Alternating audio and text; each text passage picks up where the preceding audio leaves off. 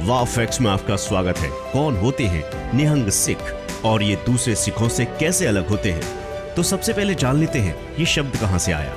गुरु शब्द रत्नाकर महान कोश के अनुसार शब्द के कई मतलब हैं। तलवार, कलम, घोड़ा, मगरमच्छ जो बिना किसी शंका के हो, यानी निशंक, जिसका किसी से मोह ना हो।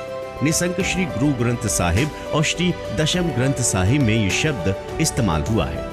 शिरोमणि गुरुद्वारा प्रबंधक कमेटी के अनुसार निहंग शब्द फारसी से आया है, जिसका मतलब होता है मगरमच्छ।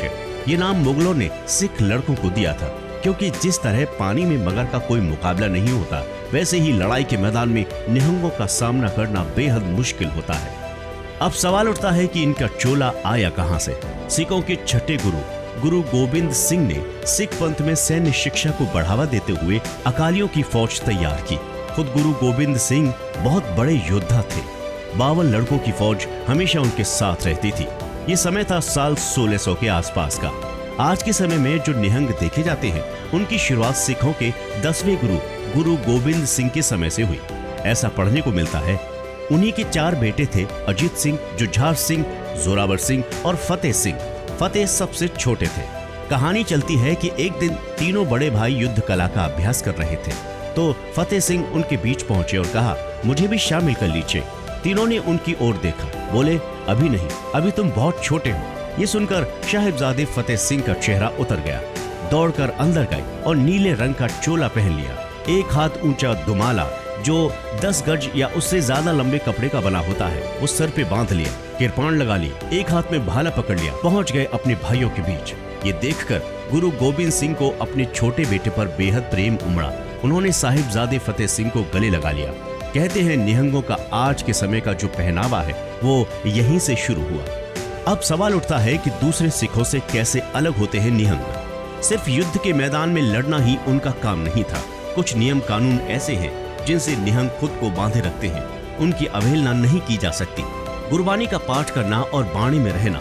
रोज ये गुरबानी का पाठ तो करते ही हैं, साथ ही साथ औरों को भी इसके बारे में बताते हैं। बाणी में रहने का मतलब हमेशा चोला और उसके साथ आने वाले सभी शस्त्र धारण करना, किसी मजबूर, गरीब या कमजोर पर हाथ ना उठाना।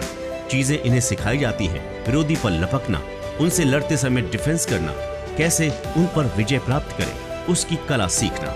निहंग सिख आदि ग्रंथ साहिब यानी गुरु ग्रंथ साहिब के साथ साथ सरबलोह ग्रंथ को भी मानते हैं। सरबलोह ग्रंथ में युद्ध और शस्त्र विद्या से जुड़ी सीख है। इसे वीर रस से जोड़कर देखा जाता है। इनके गुरुद्वारे में गुरु ग्रंथ साहिब के साथ श्री दशम ग्रंथ साहिब भी सुशोभित होते हैं। साथ ही जो मुख्य 5 तख्त हैं सिख धर्म के, वहाँ भी श्री दशम ग्रंथ साहिब का पाठ होता है। इनकी अपनी एक अलग बोली होती है, जिसमें कुछ खास शब्दों का रेफरेंस इस्तेमाल किया जाता है। जैसे दूध पीते हैं तो कहते हैं हमने समंदर पी लिया। कोई सुनने में कमजोर होता है तो उसे कहते हैं ये तो चौमाले पर बैठा है, यानी इतना ऊंचा सुनता है जैसे चौथे माले पर बैठा। निहंगों में भी ग्रुप्स होते हैं। एक जो ब्रह्मचर्य का पालन करते हैं, दूसरे जो गृहस्थ होते हैं। जो गृहस्थ निहंग होते हैं, उनकी पत्नियां भी वही वेश धारण करती हैं और सभी समूह के साथ ही चलते हैं, एक जगह टिक कर नहीं रहते।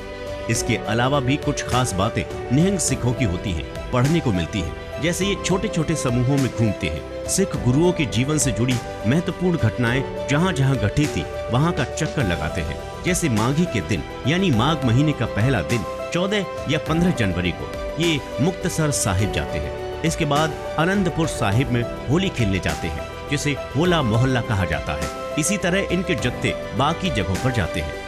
एक समय था जब निहंग सिखों को सबसे खतरनाक सैन्य शक्ति माना जाता था।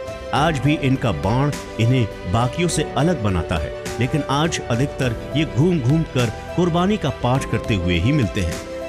आपको ये वीडियो कैसा लगा जरूर बताएं कमेंट सेक्शन में, और वाह फैक्ट्स को सब्सक्राइब करें। नमस्कार।